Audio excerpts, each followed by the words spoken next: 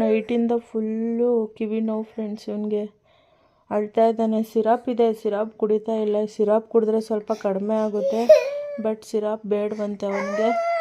ಬೇಡ ಬೇಡ ಆಯಿತು, ಬೇಡ ಸರಿ, ಬೇಡ ಕುಡಿಬೇಡ ಆಯಿತು, ಬೇಡ ಬೇಡ.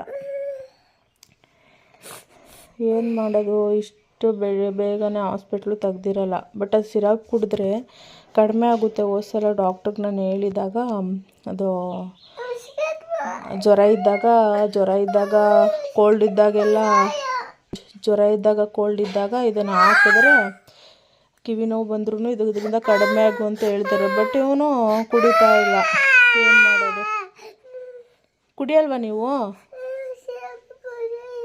ಬೇಡವಾ? ಮತ್ತು ಕಿವಿ ನೋವು ಹೆಂಗೋಗುತ್ತೆ? ಹಾಂ, ಹೋಗಲ್ಲ ಮಗನೇ.